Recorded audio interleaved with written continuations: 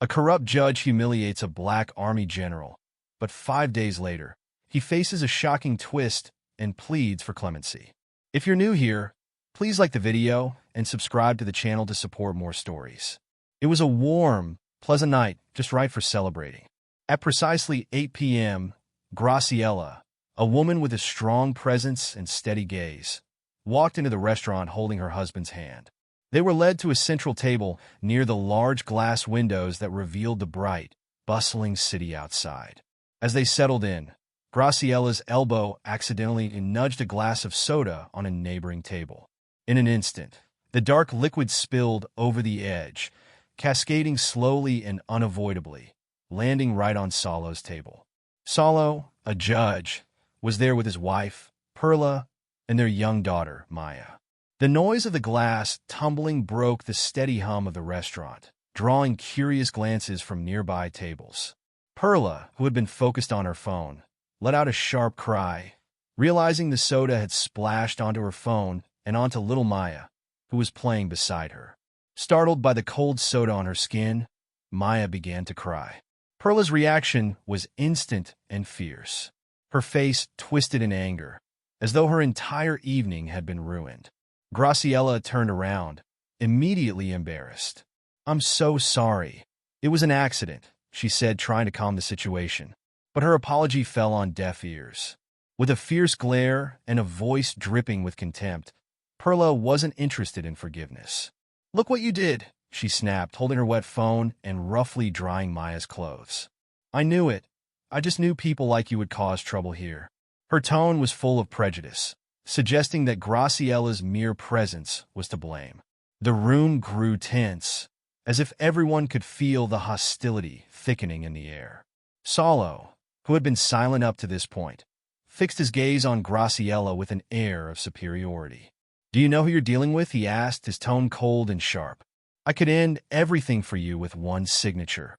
His words were a thinly veiled threat, using his power as a judge to intimidate her in public. Graciela felt her blood boil. This was more than just a spilled drink. It was an attack on her dignity.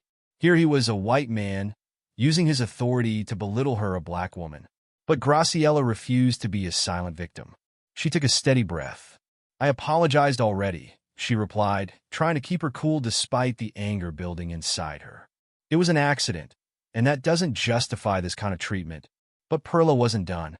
"You don't belong here," she hissed, as though Graciela's presence was an offense. Her words carried prejudice, and every look they exchanged seemed to weigh down the air. What once felt like a welcoming space now felt hostile.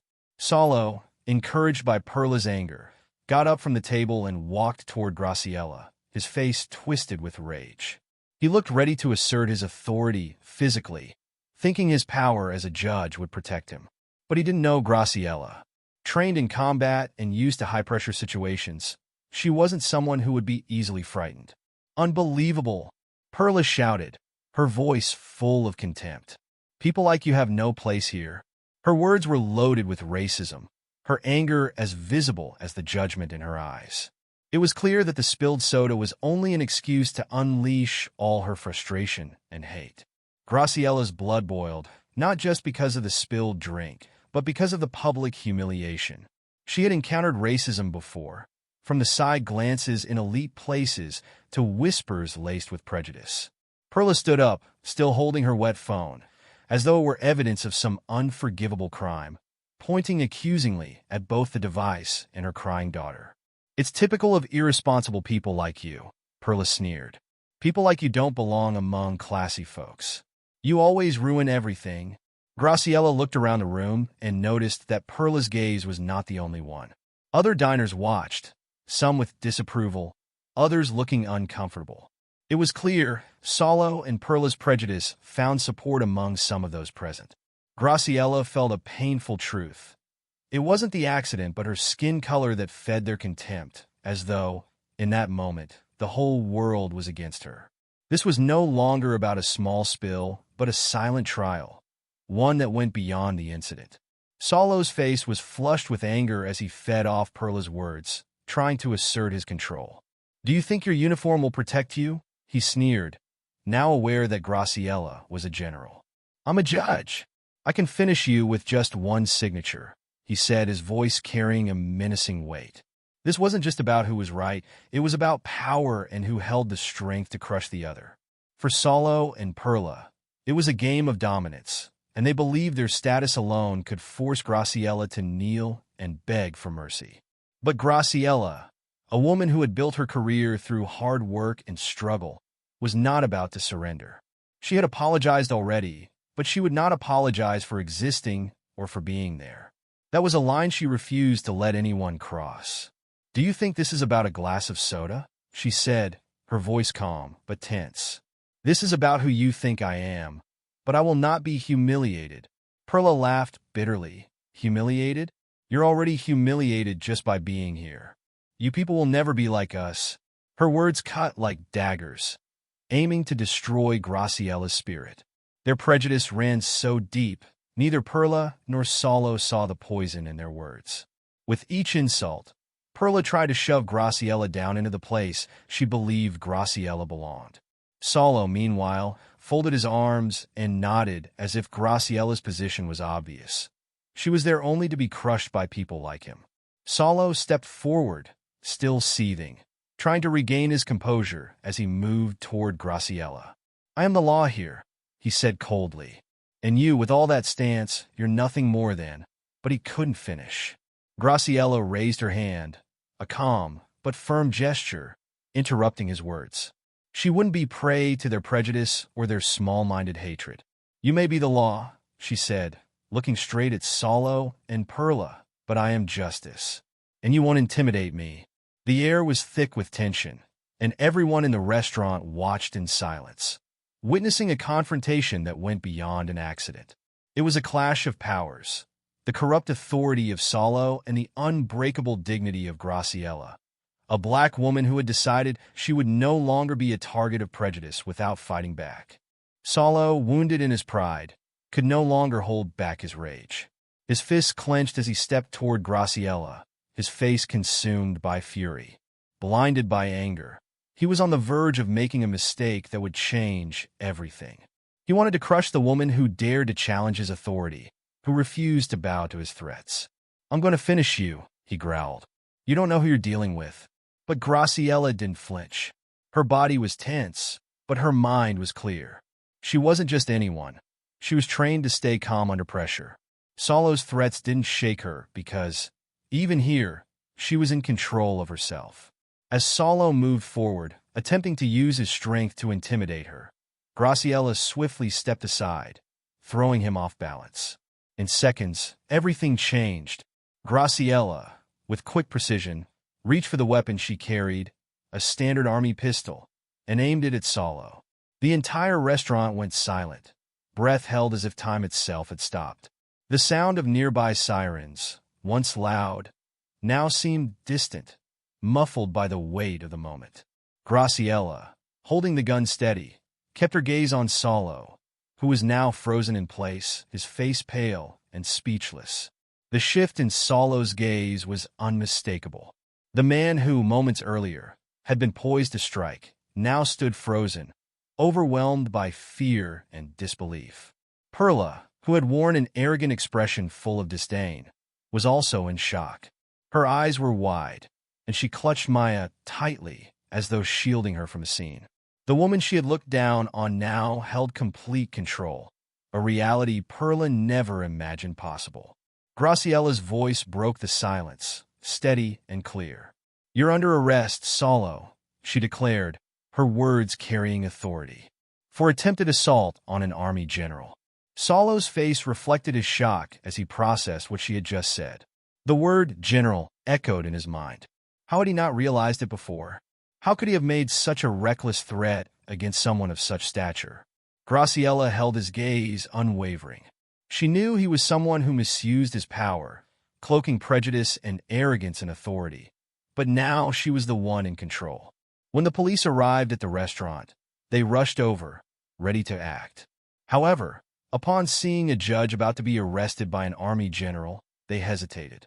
Graciela's military authority outweighed Saulo's position as a judge, and the officers looked uneasy, aware of how delicate the situation had become. They knew any hasty action could escalate matters. "Arrest me," Salo said with defiance, trying to command authority. But the officers, with Graciella's firm order, turned to Salo, who remained in shock. As they cuffed him, he looked at Graciella with a blend of anger and desperation. He had not only been defeated, but also humiliated. The woman he had tried to belittle had proven that his power meant little against true justice. As Salo was led away, Perla, now speechless, watched in shock and disbelief. Her world, one where she and her husband felt untouchable, had been shaken to its core. Graciella finally lowered her weapon, taking a deep breath as the sirens grew louder, echoing down the city streets. The police officers, recognizing Graciella's rank, hesitated. Although the situation was unusual, they knew her authority was not to be questioned.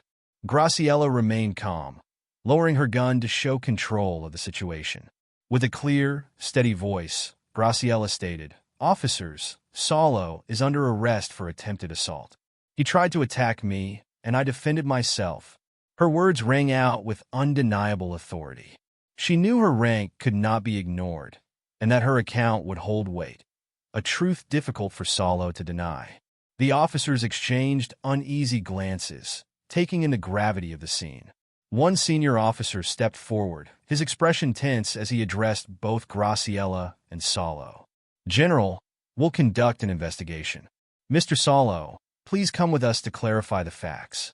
Salo, humiliated and having remained silent so far, finally exploded in fury. "This is absurd," he shouted, his voice trembling with anger. "Do you know who I am? I am a judge. You cannot treat me this way." The older officer, remaining calm but firm, replied, "Yes, sir, we know who you are. But an accusation from an army general is serious, and we must proceed accordingly." Perla, who had been silent and caught in her own shock, tried to intervene, clutching Salo's arm with tears and anger in her eyes. "You're making a mistake," she yelled, her voice desperate. "My husband is a judge. He'll make you all regret this." Yet her words sounded more like a plea than a threat. The police, undeterred by Perla's defiant words, continued their work. Graciella stood to one side, observing every detail, a bittersweet victory tinged with tension. She knew she was in control now, yet Salo's power and influence loomed large. Even behind bars, he would not sit idle. But for this fleeting moment, justice was being served. When the handcuffs snapped around Salo's wrists, he resisted, pulling back, shocked to be on the receiving end of the law. The sensation of being bound, of seeing himself on the wrong side of the cuffs, was an indignity he had never imagined. A man who once wielded his position to manipulate the system now felt his pride torn open, an unhealed wound he would never forget. The restaurant, once buzzing with murmurs and whispered conversations, had fallen into a tense silence as patrons watched the unfolding scene. No one dared intervene. Graciella, her gaze fixed on Salo, maintained her poise, even as uncertainty lay ahead. As Salo was led to the patrol car, his face hardened into a mask of rage and restrained vengeance. With a final glare at Graciella, his eyes ablaze, he spat, "This isn't over." Through clenched teeth, he hissed, "I'm going to finish you." Graciella didn't respond. Words had run their course. What lay ahead would be decided on a different battlefield, the judicial system, where Salo believed he held every advantage. Yet Graciella knew the fight was far from over. She wasn't naive enough to think everything would resolve with his arrest. Salo was no ordinary man. His influence in the courthouse halls ran deep, far beyond the cases he presided over. He had powerful connections with judges, lawyers, businessmen, people who owed him favors, who feared him, who revered him as a pillar of justice. Humbled but undeterred, Salo still held cards close to his chest. From his cell, Salo worked swiftly. He made phone calls, activating his network. One of these calls was to Roll, an old college friend, and now the judge assigned to Graciella's case. Their conversation was brief, but loaded with implications, bitter smiles, and promises of favors. Roll owed Salo not just favors but his career itself. and Solo knew exactly how to collect. Roll. Solo's voice was unwavering, even as others might crumble in his position. I know you'll handle this the right way. There's too much at stake for both of us. Roll hesitated on the other end, knowing all eyes would be on the trial. The case had gained notoriety, and reputations were at risk. But he also knew his future was tethered to Solo. He couldn't afford to let his old friend down. Don't worry, Solo, Roll replied, trying to sound confident. I'll do what it takes. And with that, the plot was laid. Solo, always cunning, had no intention of facing Graciela fairly. He would again twist the system he had long mastered to his advantage. And with Roll on the bench, he believed victory was merely a matter of time. Meanwhile, Solo's lawyer, a seasoned and shrewd man, was already setting the stage. He knew the key to winning lay in the evidence, particularly the surveillance footage from the restaurant that night. The video would expose the truth of that encounter, or so he hoped.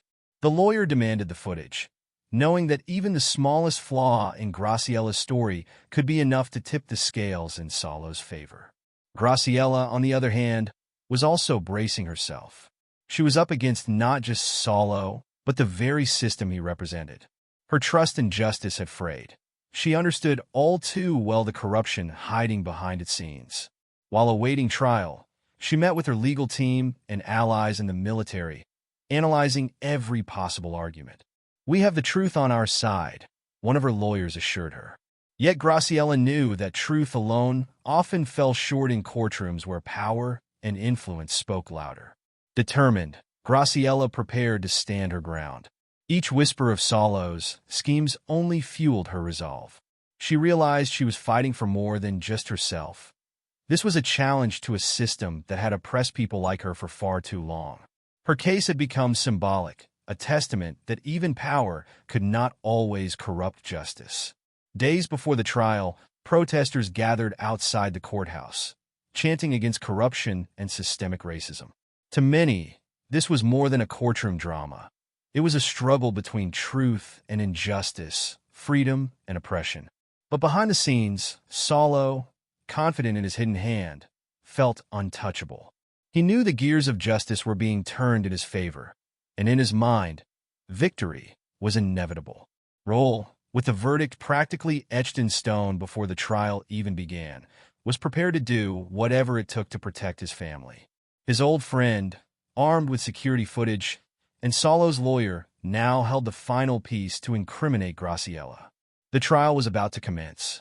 Graciela entered the courtroom with her head held high, her impeccable military uniform embodying everything she had earned through grit and determination. Her lawyers flanked her, their expressions grim, knowing this would not be an easy fight. Even with the truth on Graciela's side, they understood they faced an adversary more formidable than a mere judge. They were up against a system steeped in corruption and entwined in mutual favors. Across the room, Solo sat with his legal team. His expression was cold, calculated. The arrogance he had flaunted at the restaurant was gone. Now, he appeared composed, confident that his influence would prevail within those walls. He exchanged discreet glances with Roll, the judge presiding over the case, and both seemed assured of how the outcome would unfold. At least, that's what Judge Roll believed. Maintaining an appearance of impartiality, he began the proceedings, his monotonous voice reverberating through the room. Yet, there was something unsettling about his demeanor. Graciela, despite being seasoned in high-pressure situations, felt a chill as she observed the subtle signals exchanged between Solo and Roll. Something was off, and she knew deep down this trial would not be fair. Solo's lawyer took the floor first, weaving his narrative with surgical precision. He painted Graciela as rash and aggressive, exaggerating her reaction to the incident at the restaurant. Words like excessive force and abuse of power were wielded skillfully, flipping the situation to portray Solo as a victim of an emotionally uncontrolled general. It was clear the lawyer aimed to downplay Solo's racist and aggressive acts, wrapping them in a cloak of sympathy. Graciela knew that the security footage would unveil the truth. The moment she was insulted, humiliated, and threatened, followed by Solo's attempt to assault her. That footage was supposed to be the ultimate proof of her innocence, that she had only defended herself. The video began to play, and every eye in the room was fixed on the screen. It started with the accident involving the shattered glass, then captured the barrage of verbal insults from Perla and Salo. The humiliations were evident. But to the horror of Graciela and her defense team, the pivotal scene, the exact moment Salo tried to attack her, was missing. The footage skipped abruptly, as if that crucial part of the narrative had been erased. Graciela's lawyers immediately protested, demanding an explanation for the tampered evidence.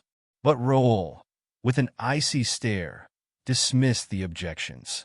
"The evidence has been presented, and the video is complete," he stated, his voice unyielding. Graciela's heart sank. It was a blatant act of manipulation, and the alliance between Raul and Salo had never been clearer. The system was grinding forward, a monstrous machine of corruption crushing everything in its path. When it was Graciela's turn to speak, she stood up, unwavering. Her voice, usually composed and measured, resonated through the courtroom. "I was insulted, humiliated, and attacked. He tried to assault me, and I defended myself. What we've witnessed today is a manipulated version of events." Yet, even as her words filled the air, she knew they were falling on deaf ears. Raul had no interest in the truth. The trial's outcome had been predetermined. After a brief deliberation that felt more like a hollow formality, Raul returned to the bench. Silence enveloped the room, the anticipation thick in the air. He looked first at Salo, then at Graciela, before delivering the verdict in a voice devoid of feeling. After reviewing the evidence and testimonies, this court sentences Graciela to 1 year in prison for abuse of authority and suspends her position as General of the Army. The words landed like a death blow. Graciela remained motionless, her face a mask of disbelief as she struggled to absorb the crushing reality of what she had just heard. The injustice Raul had feared so deeply had come crashing down in a brutal, unrelenting manner. Salo sat silently, but his eyes gleamed with triumph. He had done it. The manipulation, the favors, everything had fallen perfectly into place. Rising slowly from his seat, he cast a smug, victorious glance at Graciela. The trial was over, and once again, he had wielded the corrupt system to evade the consequences of his actions. Graciela walked out of the courtroom, bearing the crushing weight of an unfair defeat. It wasn't just the loss of the case that stung, but the brutal confirmation that the system was rotten to the core. She had believed in justice, but justice had not believed in her. The courtroom, which should have been a bastion of truth, had transformed into a stage for betrayal and misplaced power. As she stepped through the doors, Graciela knew she couldn't let it end there. Racism, corruption, and abuse of power had revealed themselves in their most vicious form. Though she had been condemned, a new determination ignited in her chest. The battle had been lost, but the war was far from over. Her prison cell was small and cold, the damp walls reeking of mold and despair. Silence enveloped her, pierced only by the occasional squeaks of other prisoners and the metallic clang of doors closing. Each time she heard that sound, her fury intensified. It wasn't the confinement itself that tortured her, but the humiliation of knowing she was imprisoned for a crime she didn't commit, while Salo and Raul remained free, laughing at their victory. During one of those long, sleepless nights, Graciela began to formulate a plan. She knew she couldn't rely on the judicial system to right what had been so deliberately broken. The gears of justice were too rigged for someone like her to ever win. If the system wouldn't protect her, she would take control herself. As a seasoned general, Graciela had allies in the military, men and women who respected her and knew her true character. She knew it wouldn't be easy, but with the right people, she could escape and seek the retribution she deserved. Her plan would be precise, executed with the discipline of a military operation. The first person she reached out to was Lieutenant Almeida, a trusted comrade who had fought alongside her on many missions. Disguised as a concerned friend visiting her in prison, Almeida listened to her plan. "This isn't just for me, Almeida," Graciela said, her voice low but firm. "It's for everyone crushed by this system. Solo and Roll used their power to destroy me. Now, I will use mine to bring them down. Almeida, knowing Graciella's integrity, didn't hesitate. He understood the injustice she had endured and was ready to risk everything to help set things right. Together, they began drafting a meticulous escape plan. It was a delicate mission, but not impossible. With the right allies in the army, Graciella could count on a network of loyal soldiers who still believed in her leadership. The day of the escape arrived, and everything in the prison appeared normal. Guards made their rounds, unaware that something extraordinary was about to unfold. Graciella, however, was on high alert. Almeida's plan was clean and efficient. Loyal soldiers, disguised as new guards, had infiltrated the prison and secured strategic positions. Timing was crucial. They had to act swiftly to avoid raising suspicion. When the moment came, one of the undercover guards escorted Graciella from her cell, handing her a uniform to blend in. Her heart pounded, but her mind remained focused, calculating each move down to the smallest detail. Failure was not an option. Walking through the dimly lit corridors, Graciella kept her gaze steady, showing no trace of anxiety. The operation unfolded seamlessly, and before long, she emerged from the prison into the crisp night air. The sound of the metal doors clanging shut behind her was a first taste of freedom. Yet, true freedom was still far off. Escaping prison was just the beginning. Now, she was determined to bring down the men who had betrayed her. Solo and Roll could not be allowed to go unpunished. In a safe house far from the eyes of the authorities, Graciella gathered with Almeida and other loyal generals. Spreading out a map and reviewing intelligence on Solo and Roll's movements, she plotted the next phase, capturing them and forcing a confession. She knew she would need undeniable evidence to bring them down. Her escape had already put her in a perilous position, and one misstep could be fatal. But Graciella was ready. She was no longer the woman betrayed by the system. Now, she was the force that would make it pay. She was a leader ready to confront corruption head-on, fearless of the consequences. That night, with her plans prepared and her determination renewed, Graciella knew she was on the right path. Revenge wasn't just for herself. It was for all the people unjustly oppressed by men like Solo and Raul. She understood that this war would be long and dangerous, but as a seasoned general, she had faced battles before, and this would be her greatest yet. The prison break marked the start of something much bigger. After her successful escape, Graciella knew there was no time to waste. The judicial system, the very one that had betrayed her, would be hunting her relentlessly. But she was no ordinary fugitive. She was a high-level military strategist, a general who had executed missions in scenarios far more complex. And now, her new mission had a clear and singular objective: capture Solo and Raul, the men who had used the power of the system to bring her down. In a secluded house far from prying eyes, Graciella gathered her most trusted team, a circle of loyal lieutenants and fellow generals who shared her sense of injustice. Together, they formed an elite force, knowing full well this mission wasn't simply about taking down two men. It was a delicate operation where even a single mistake could be fatal, not just to the mission, but to Graciella's reputation. This was not just a personal act of vengeance. It was a stand for justice against a corrupt system.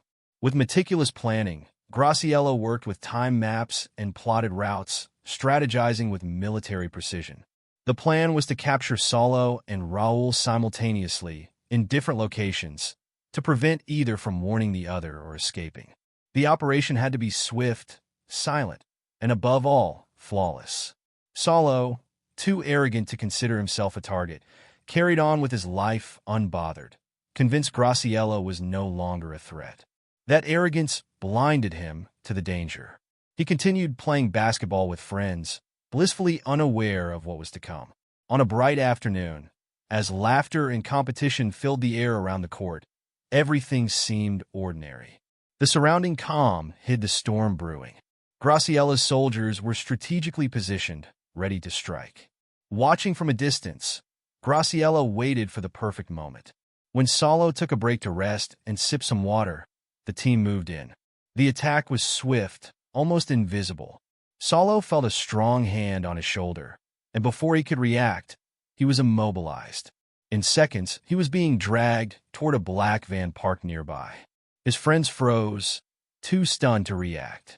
The entire scene blurred in their minds, everything happening too fast to process.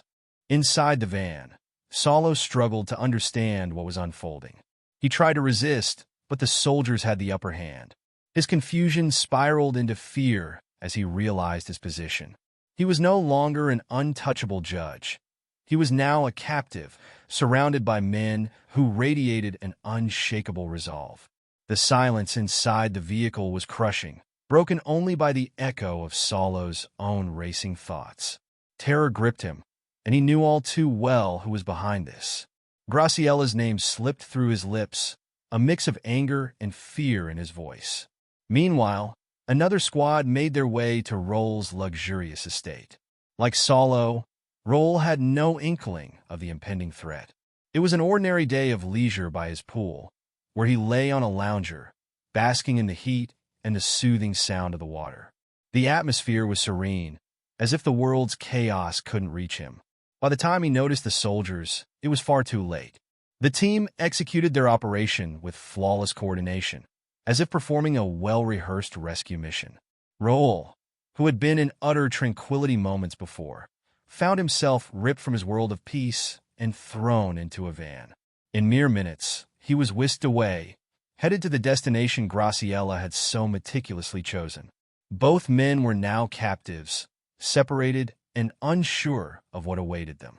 Yet, they shared a single, unshakable feeling: the growing fear of being at the mercy of a woman they had so gravely underestimated. Graciella, the general they once believed they had defeated, had become their greatest threat, and now they understood there would be no easy escape. They were taken to an abandoned house, isolated in a desolate area far from any hope of rescue. The place was dreary, with boarded-up windows and walls scarred by years of neglect. As Solo and Roll were finally led inside, they found themselves blindfolded and bound, the smell of dust and dampness seeping into their senses. The heavy silence around them only amplified their rising desperation. Graciella entered the room, her shadow stretching across the worn walls. She stood in front of them, observing the once powerful men who had believed they were untouchable, beyond any consequences. They couldn't see her face, but they could feel her presence, a presence now heavy with the promise of vengeance. Graciella watched them silently for a moment.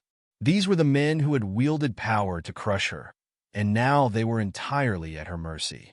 "You don't know what justice is," Graciella declared, her voice steady and controlled, yet brimming with the bitterness of betrayal.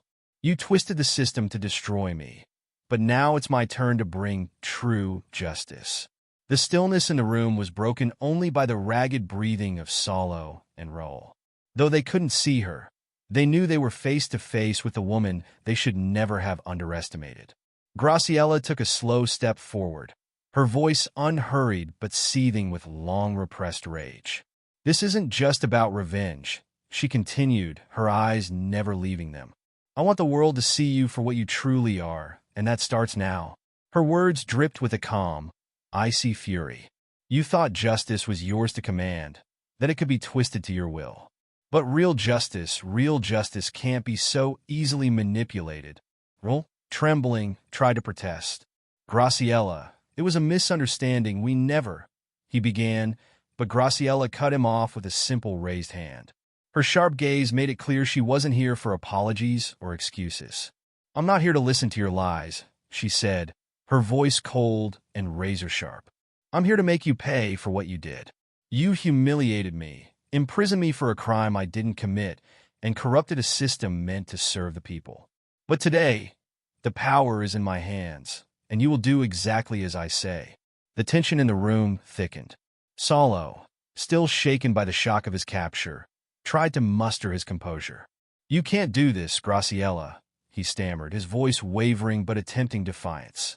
"We are men of the law, and what you're doing will only condemn you further." Graciella leaned in, her gaze fixed on his, and a cold smile formed on her lips. "Do you really think I fear your threats?" she asked softly, her voice cutting like a blade. You're in my hands now. Here's what you're going to do. You'll transfer 500,000 to each of my soldiers here. And more importantly, you'll confess. Raul's face twisted with anger. Confess, he spat. Graciela stepped closer, her tone almost instructional. Yes, confess, she said, her voice unwavering. You'll publicly admit that the trial against me was a sham.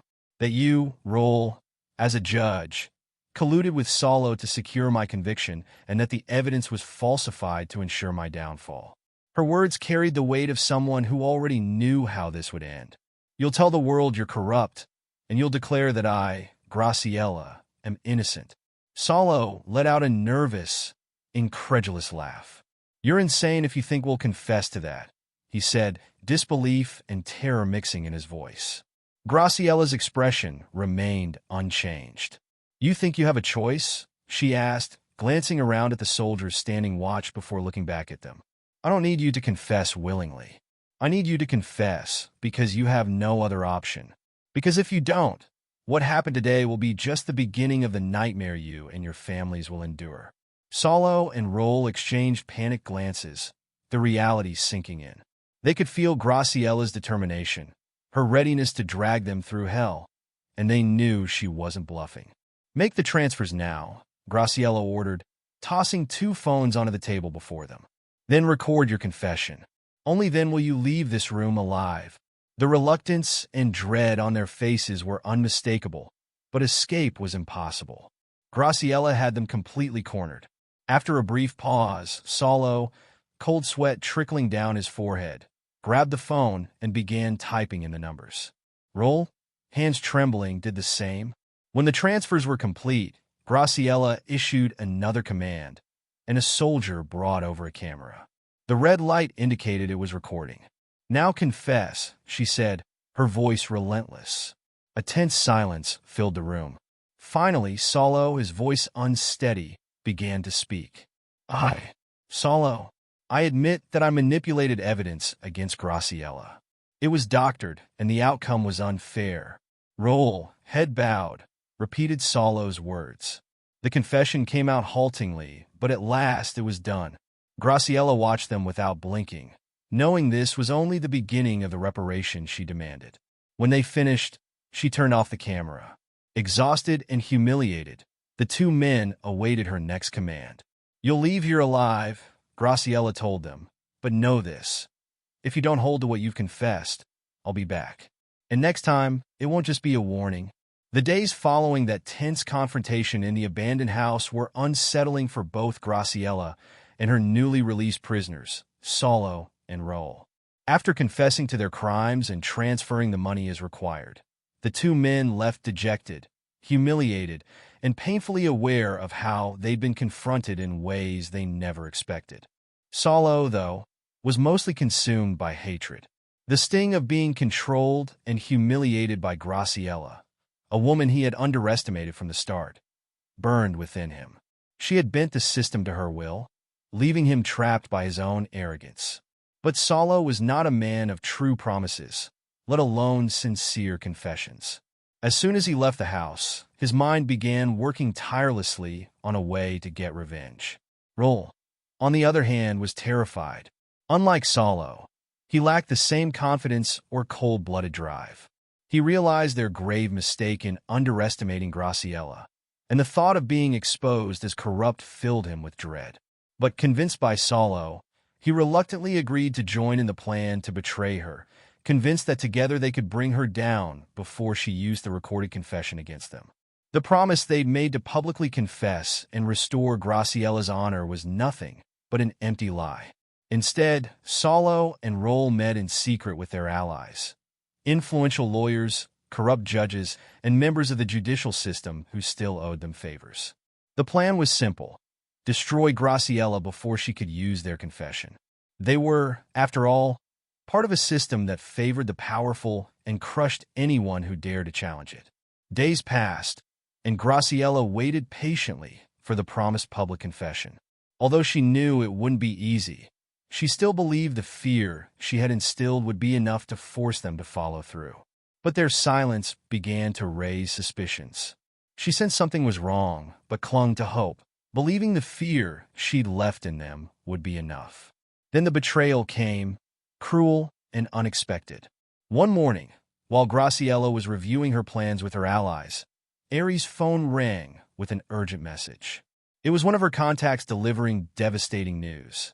Instead of confessing, Solo and Roll had reported her to the authorities, claiming they'd been kidnapped, held captive, and threatened with death by Graciela and her group of soldiers. Their story was flawless, painting them as victims, a sinister yet effective twist that manipulated the same power tactics they'd always relied on. When Graciela heard the news, her heart sank. She knew that, despite being false, their accusations put her in an incredibly vulnerable position.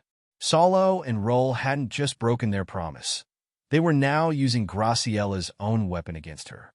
The same system that had once failed her was being twisted yet again, this time to shield them and incriminate her. "They've made the wrong choice," Graciela murmured as a new resolve took hold within her. "They still haven't learned." She knew she had to act quickly. If Solo and Roll's complaint gained momentum, the police would soon be on her trail, and the judicial system, the same one that had unjustly condemned her before, might imprison her once again. The net was closing in, and Graciela realized her only option for survival was to strike first. By choosing betrayal once again, Solo and Roll had left Graciela with no choice but to raise the stakes beyond anything they could have imagined. She picked up the phone and called her military allies. It was time to act. They broke the agreement, and now they'll pay for it, she said, her voice cold and unwavering. She no longer felt the need for mercy or patience. Solo and Roll had taken the path of treachery, and Graciela, a woman shaped by real battles, knew the war was just beginning. Her lieutenants responded immediately, their loyalty unshaken. They understood what was at stake. They knew the system, with its web of corruption, would not hesitate to crush someone like Graciela, even if she was on the side of justice. The plan she devised next was meticulous and merciless. If Solo and Roll had decided to betray her and the soldiers who supported her, Graciela would make sure they learned what it truly meant to live in terror. Picking up her phone again, this time she dialed directly to Solo. He answered, attempting to keep his composure, but Graciela could sense the fear behind his steady tone. "You broke your promise," she said, her voice a deadly calm. "You thought you could betray me and escape the consequences. Now, Solo, you're about to learn what it means to pick the wrong side of this war." Solo tried to interject, but Graciela cut him off. "In 3 days, everything will change for you and Roll. When it does, remember you had a chance to do the right thing. Now, you're going to pay the price." The 3 days Graciela promised passed in a flash. Solo and Roll, convinced that their allies in the system would protect them, barely noticed the real danger creeping closer. Graciela, always precise and strategic, knew that trusting fear alone would no longer be enough to control them. They needed to see firsthand that she was someone who wouldn't hesitate to use every skill, connection, and ounce of strength she had to bring them down. In this vein, Graciela crafted a plan aimed not only at the two men, but at their very core, their families. The swift kidnapping of Solo and Roll had been effective, but it wasn't enough.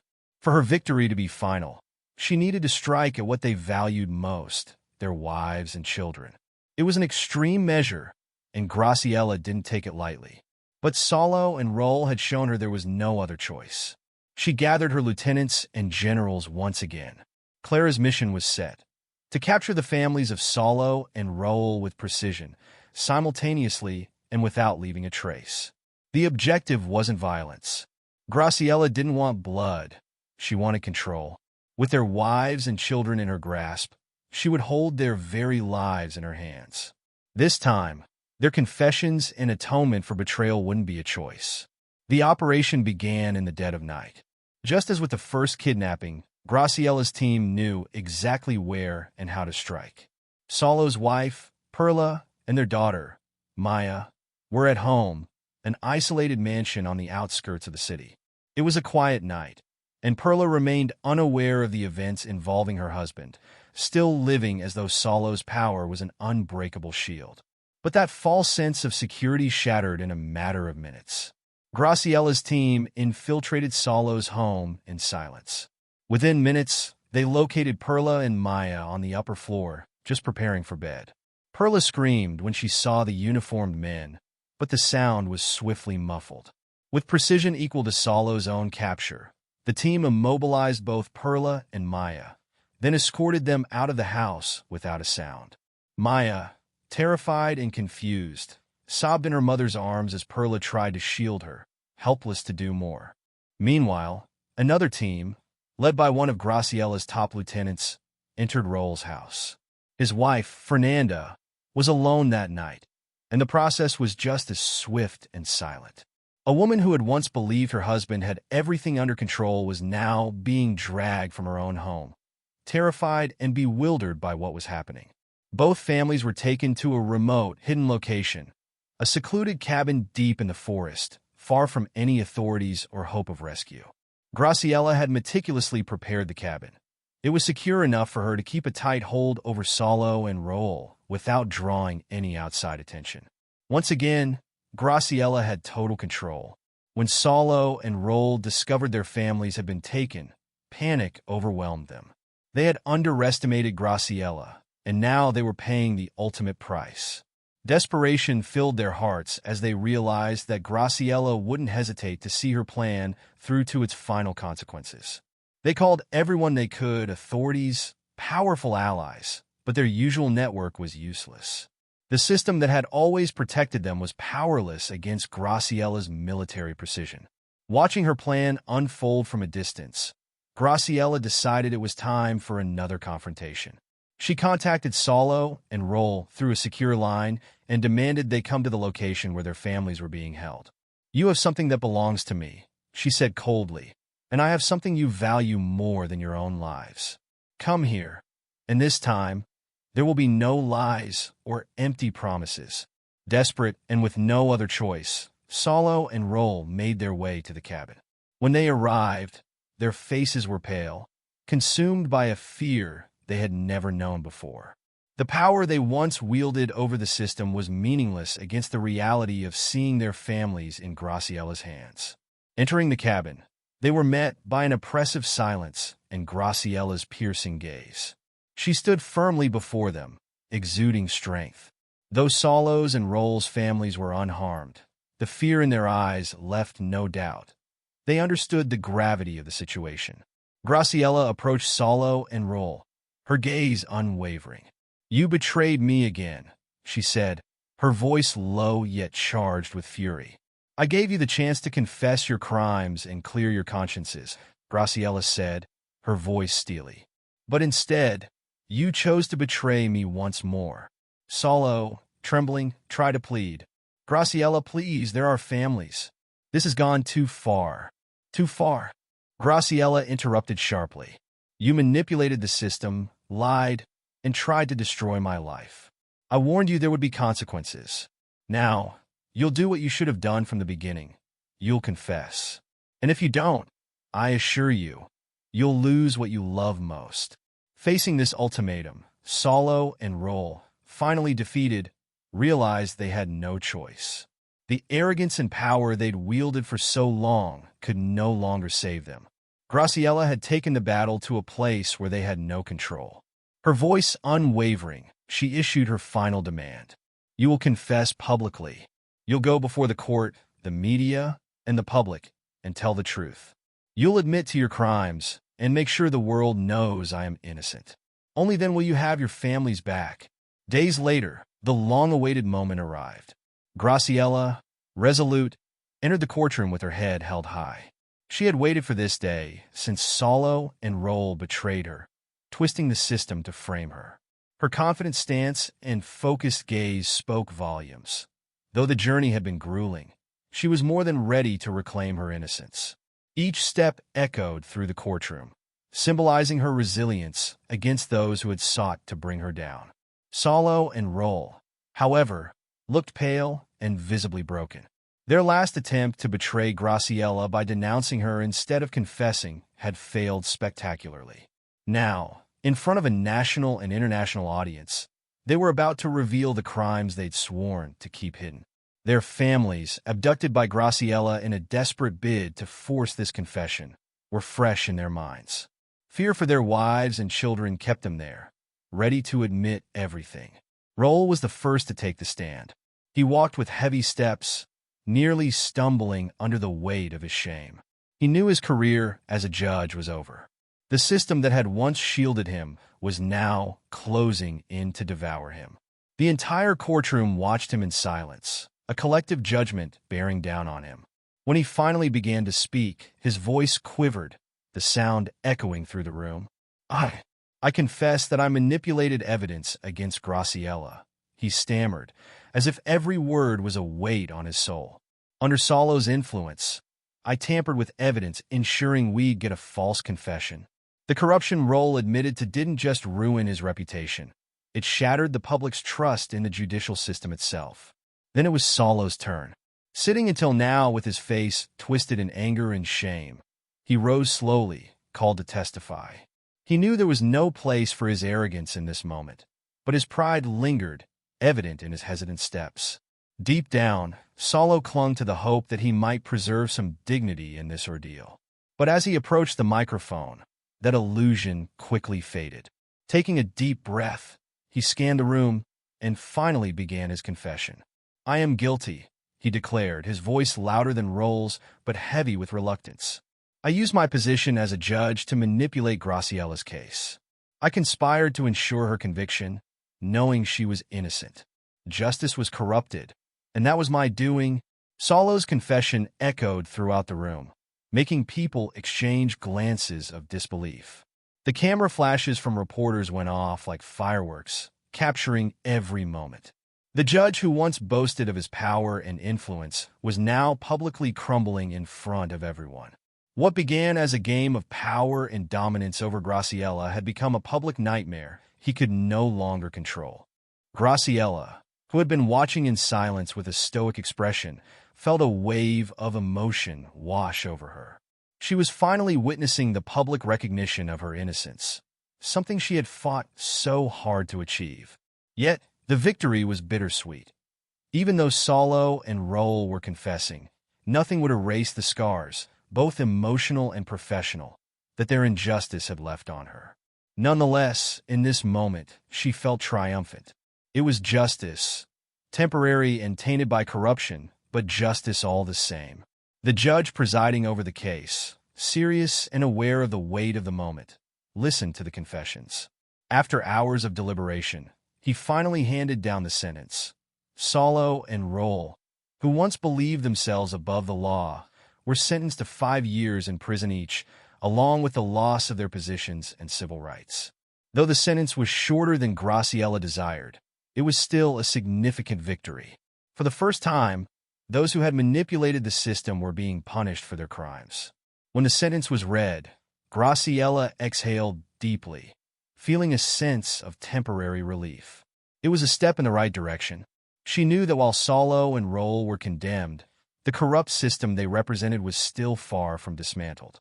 However, in that courtroom, with the confessions recorded and justice finally underway, Graciela regained something that had been stolen from her: her dignity. As the session ended, Graciela rose calmly, crossing the courtroom with the same force she had entered with. The media immediately swarmed around her, reporters shouting questions, but with a serene gaze, she passed by in silence.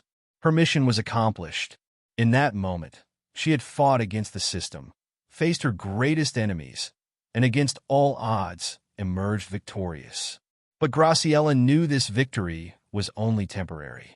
The cycle of corruption and power remained unbroken, and she would need to continue fighting to ensure justice was not just a moment, but a continuous practice.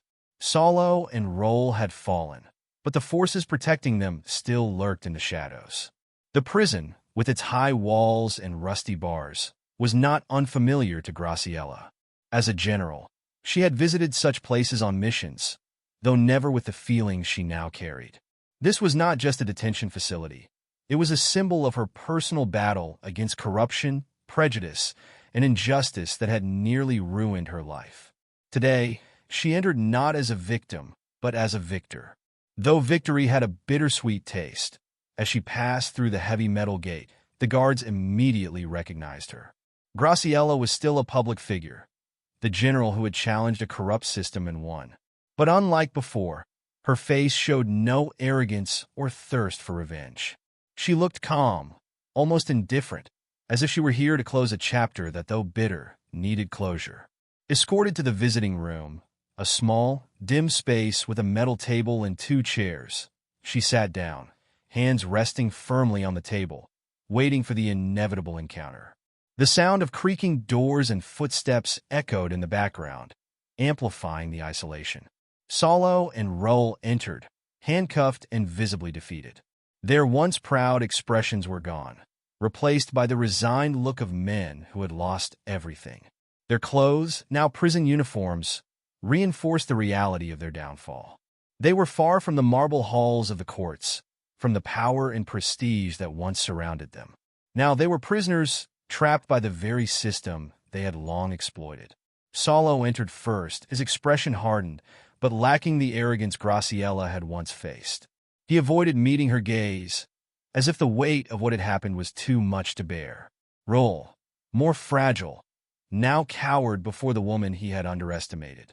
When they sat down in front of her, silence filled the room. They were face to face with the woman they had tried to destroy, fully aware that there was nothing left they could do to reverse what had happened. Salo, still clinging to a semblance of pride, was the first to speak. "So, you did it," he said in a dry, tired voice. He tried to maintain control in his words, but they sounded hollow, as if he finally understood the full magnitude of his defeat. "You put us here. Congratulations." Graciela looked at him for a long moment, her gaze calm and unwavering. There was no need for anger, no space for resentment. Salo had been defeated long before this meeting. Everything he represented, power, arrogance, the belief in his immunity from consequences, had crumbled. Graciela knew it, and that knowledge was more satisfying than revenge could ever be. "You put yourselves here," Graciela said quietly, her voice firm but free of bitterness.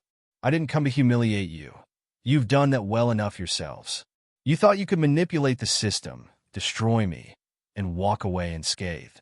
But you never understood that justice comes for everyone in the end." Salo's mouth twisted into a bitter smile as he shook his head. "Justice?" he echoed with a short, cold laugh. "Don't fool yourself, Graciela. You won this battle, yes. But this wasn't justice. It was luck." Graciela leaned forward slightly, her eyes holding his. "You still don't get it, do you? This was never about luck. It was about power, and how you and Roll used that power to destroy lives, to crush anyone who stood in your way. You thought you were untouchable, above the law, above the people. But you were wrong." Roll, who had remained silent, looked up for the first time, his eyes red and worn, as if nights of guilt and fear had taken their toll. "Graciela," he began, his voice weak. "I'm sorry. I know it doesn't change anything, but I was wrong. I let myself be swayed, and it ruined everything." For a moment, Graciela regarded him with a hint of compassion. Roll was weak, yes, but at least he seemed to understand the weight of his actions. He hadn't been the mastermind, but he was complicit, and he was paying the price. His apology wouldn't erase the damage, but it offered Graciela a brief sense of peace. "I know you're sorry," she replied, "but what you did cost me my freedom, my career, and nearly my life. You're paying the price for your choices now, and I'm not here to gloat. I'm here to make it clear that this story was never just about me. It was about everyone you've hurt, using the system to your advantage." A heavy silence filled the room. Salo looked away, unable to meet her gaze. His defeat was total, and the woman he had tried to crush now stood on the ruins of his pride. Graciela rose, the creak of the chair filling the quiet. "This wasn't revenge," she said, looking at them one last time. "It was justice. You underestimated the wrong person, and now you're facing the consequences." With those words, Graciela turned and left without looking back. She knew Salo and Roll would spend the rest of their lives within those prison walls, haunted by the mistakes that led them there. But for Graciela, The true victory was not their condemnation. It was the strength she had found within herself, the resilience that had enabled her to fight the impossible and emerge victorious. But Solo's influence had not entirely disappeared. Even imprisoned, he still had powerful connections, judges, lawyers, and influential figures who owed him favors. Despite his sentence, many were willing to help him. With the support of these allies, he began to orchestrate a final move against Graciela. Through his contacts, Solo initiated an investigation against her, targeting the means she'd used to force their confessions. Technically, the kidnapping of their families was illegal. Though her motivations were just, the line she had crossed became Solo's last weapon. Graciela's brief days of peace after her courtroom victory were filled with a sense of renewal. She had returned to her duties in the army, feeling the strength and purpose she'd nearly lost. But that tranquility was suddenly shattered. One morning, as she reviewed reports in her office, an unexpected call from her lawyer pulled her back into the fight. The voice on the other end was tense and urgent. "Graciela, I have bad news. There's a new investigation against you. Solo and Roll are alleging kidnapping and extortion, and they've managed to rally some influential people. The situation is getting serious." The news hit Graciela like a blow, disbelief and frustration surging through her. Solo, even from prison, was still finding ways to manipulate the system. As the rage simmered within her, Graciela felt it morph into something deeper, a resentment not just toward Solo and Roll, but toward the entire system that allowed men like them to wield power from behind bars. Solo's latest move, the charges of kidnapping and extortion, was gaining traction. Though her actions had been necessary to expose corruption and reclaim her freedom, Graciela understood that bending the law had now handed her enemies a weapon. This time, she found herself on the defensive, standing as the accused. The media pounced, splashing sensational headlines. Army general under investigation for kidnapping, and could Graciela lose her rank and freedom again? Rumors and speculation clouded the truth, and the déjà vu of her public shaming was overwhelming. Graciela knew she was once again at the mercy of a system that, despite the fall of Solo and Roll, had never fully accepted her. A powerful black woman who defeated the odds was still a challenge to many. As she prepared her defense with her lawyers and allies, Graciela listened to one lawyer warn her. "They won't give up. They'll use anything they can to ruin you. The kidnapping is risky, and now they're trying to paint it as abuse of power." Graciela remained silent, then finally spoke, her voice resolute. "I did what I had to do. If I hadn't acted, they would still be free, and I would be in prison for a crime I didn't commit. I don't regret a single thing." Yet Graciela knew that in a legal battle, morality often took a back seat to politics. Justice was a game of influence, and Solo, even in defeat, had cards left to play. When the investigation formally began, she was called before a prosecutor, a known ally of Solo, determined to use every means to incriminate her. The accusations of kidnapping, extortion, and abuse of power were severe. Although her motives were just, Graciela realized that the court wasn't bound to consider moral justification. Throughout her interrogation, Graciela held firm, explaining the corruption she had faced and her belief that her actions were a last resort to reveal the truth. But the prosecutor painted a different picture, framing her actions as an abuse of power, a personal vendetta, arguing that Graciela had stooped to the very corruption she claimed to fight. In the courtroom, the tension was thick.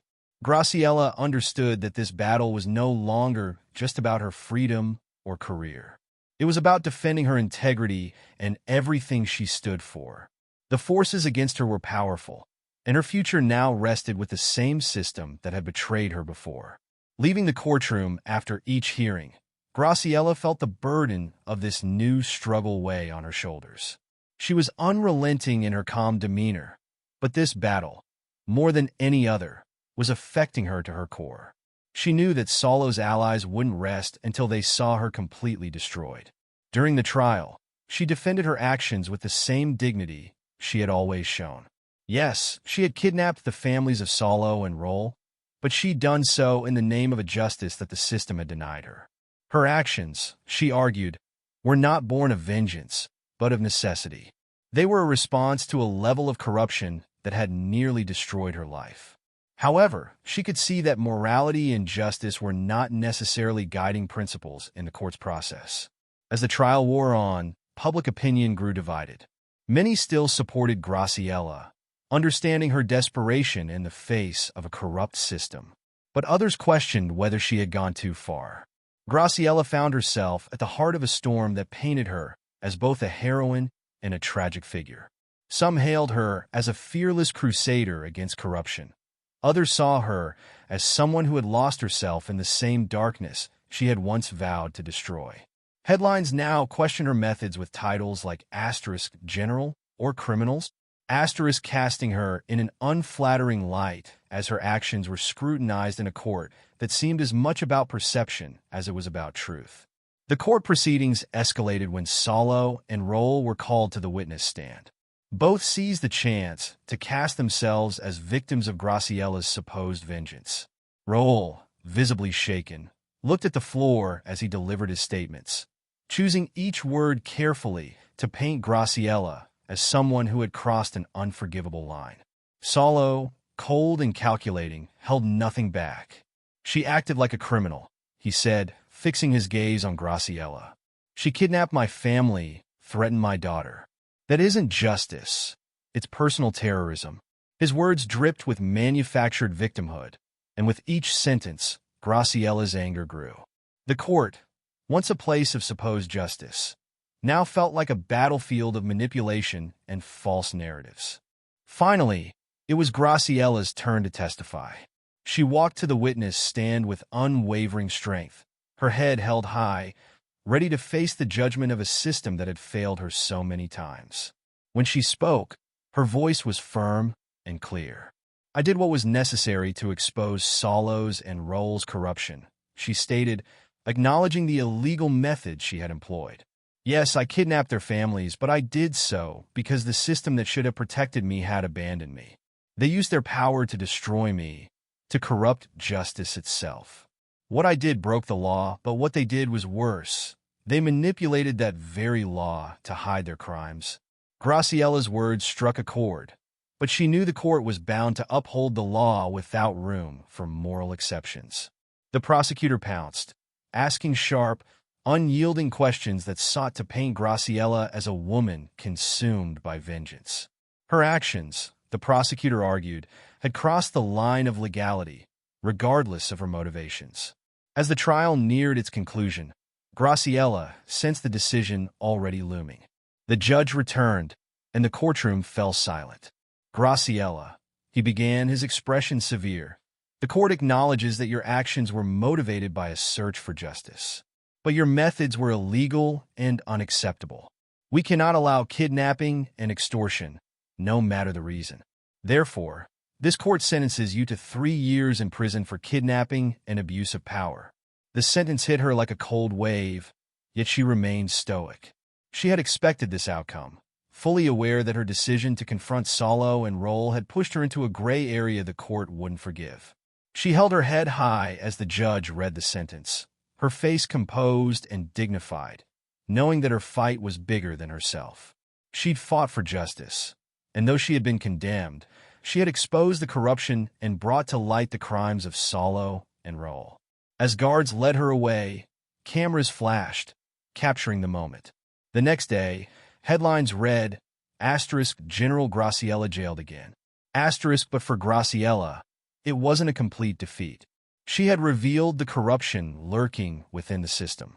She had forced the truth to the surface, and in many ways, her victory lay in that truth, a testament to her unyielding fight against those who once believed themselves untouchable. Graciela gradually accepted the complex nature of her situation. She was both a heroine and a tragic figure, someone who had fought for justice, but had paid dearly for stepping over boundaries that the court deemed untouchable. The clarity of right and wrong, once so certain on the battlefield, was now blurred, tangled in the legal and moral gray areas of her choices. As she spent lonely nights in her cell, she wondered if she could have taken another path, trusting her lawyers more, perhaps, or waiting for the system to correct itself. But deep down, she knew that the system rarely did. Could there have been a way to reveal the corruption without resorting to kidnapping? Yet, for all these questions, she stood by her actions. "I did what I had to do," she murmured into the quiet darkness. Even as she faced years of confinement, Graciela held on to one certainty. Salo and Roll had been unmasked, their corruption exposed. The world knew the truth about them, and in some ways, that alone was a victory. Her emotional and professional scars were reminders of her fight, transforming her forever.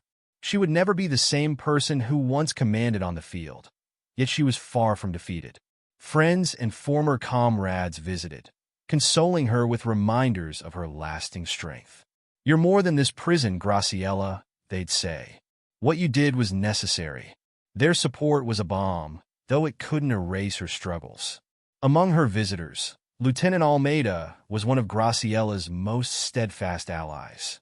A lifelong friend and confidant from countless missions, Almeida, who still served with distinction, never doubted the justice of Graciela's cause. He saw beyond the illegality of the kidnapping and believed in the integrity of her battle against corruption. Determined to help, Almeida began rallying support for a review of Graciela's sentence. With a well-planned strategy, he united other high-ranking officers, generals, and even some politicians who recognized the injustice Graciela faced. As Almeida's campaign gained traction, protests reignited across the country. Activist groups that had previously supported Graciela during her battle against Salo and Roll returned to the streets. They saw Graciela's imprisonment as a harsh, disproportionate punishment for someone who had risked everything to bring corruption to light. Posters with Graciela's face appeared outside government buildings, and demonstrators chanted, "Freedom for Graciela." Her sentence had become more than a legal matter. It was now a symbol of the fight against corruption and abuse of power. Inside the prison, Graciela began to hear about the growing movement.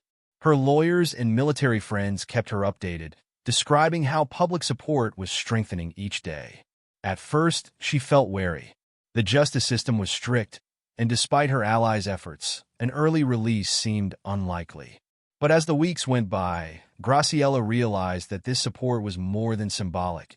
It was actually opening doors. Her defense lawyers found new grounds for an appeal, arguing that her actions had been a necessary response to an extreme situation, motivated by a pursuit of justice that outweighed the letter of the law.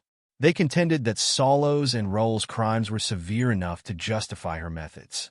With Almeida's continued influence and the loyalty of her military comrades, the pressure on political leaders grew.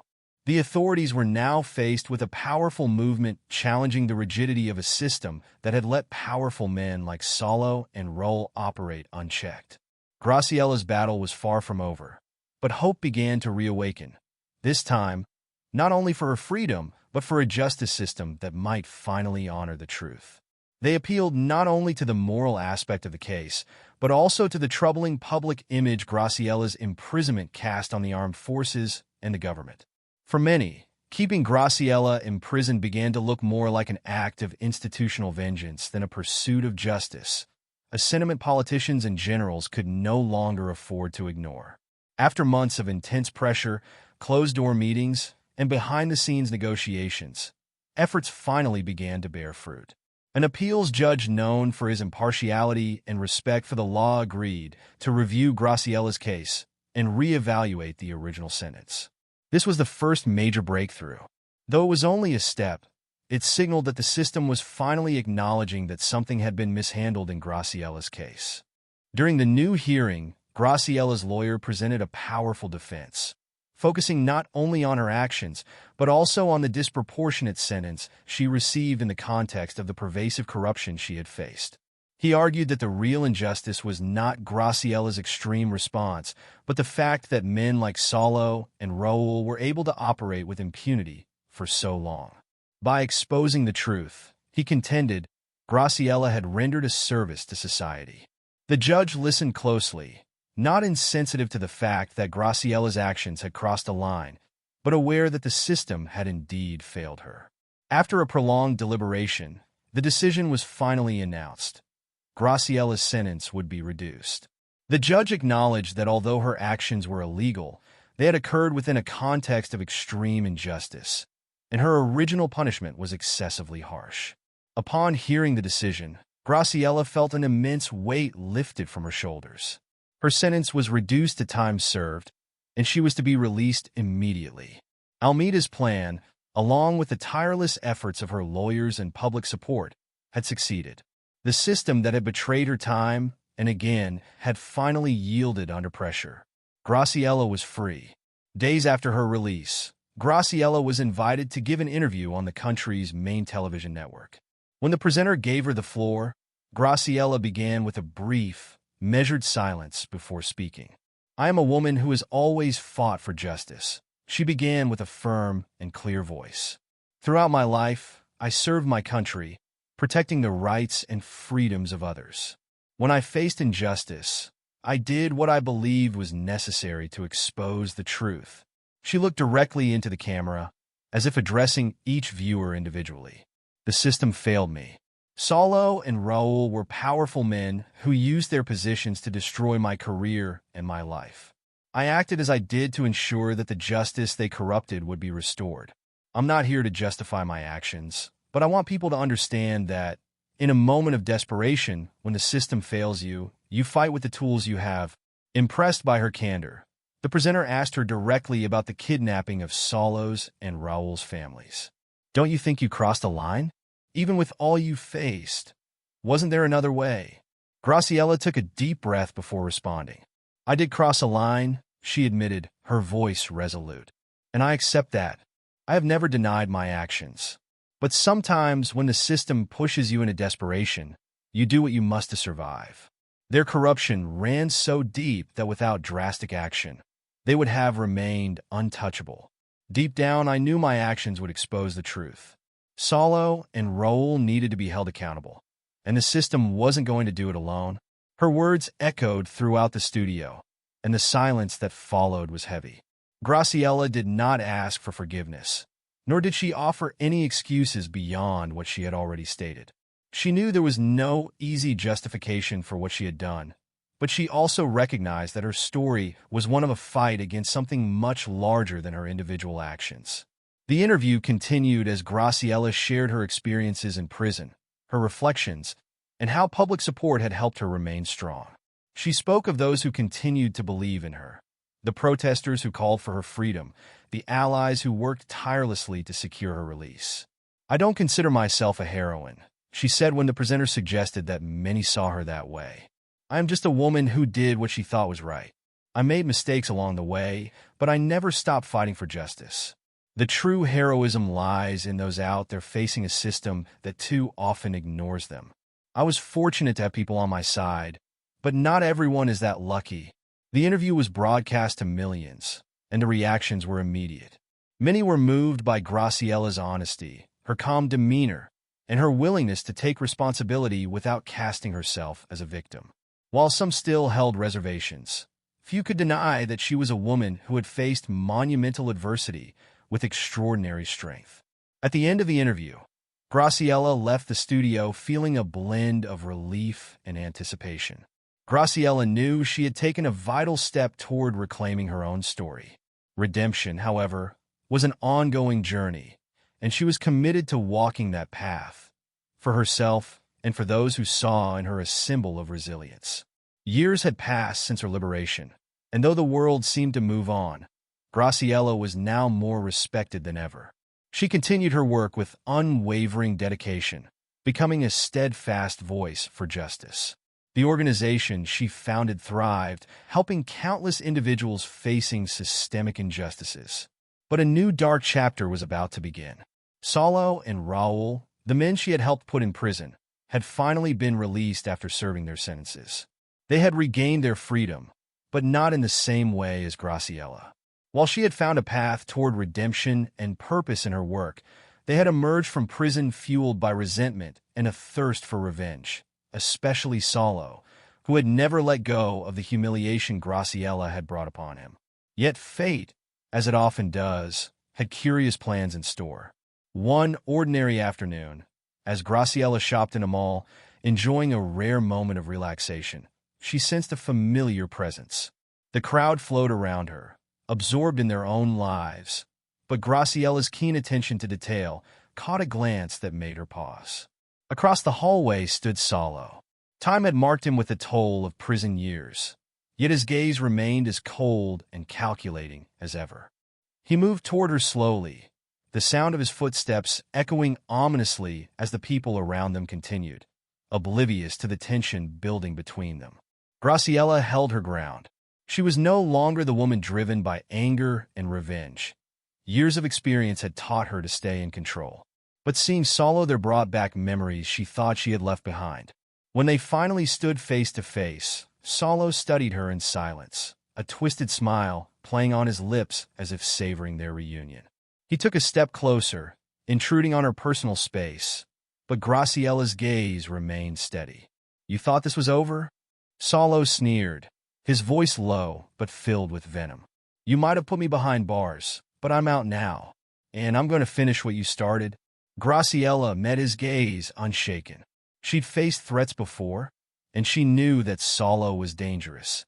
He'd spent years nursing a festering hatred for her. Taking a deep breath, she maintained her calm, refusing to react in the way he clearly hoped. She would not let anger or fear dictate her response. She could see that he was seeking a reaction, something to make him feel he still held power over her. "You had your chance, Salo," she replied, her voice firm yet calm. "I'm not afraid of you. What I did was justice, and I would do it all again." Salo laughed bitterly, a harsh sound that echoed between them. "You don't get it, do you? This isn't over. You may have won that battle, but the war between us is far from finished. I'll make sure you pay for what you did to me." Without breaking eye contact, Graciella took a step forward, closing the space between them. Her gaze was piercing, her voice steady as she replied with a quiet authority that made him hesitate. "You still haven't learned, Salo. True justice always prevails. I will keep fighting, no matter how many times you try to bring me down. I'm not the same woman you once underestimated." "We'll see," he muttered before turning and disappearing into the crowd. What did you think of this story? Tell us in the comments below. What would you do in a similar situation? Don't forget to like, subscribe, and share this video with your friends and family as a show of support. Your encouragement keeps us going and helps us bring you more thrilling stories. Stay tuned for the next gripping tale coming your way, and click on the links that are now appearing on your screen for an exclusive selection of captivating stories and guaranteed entertainment. See you in the next video. A hug.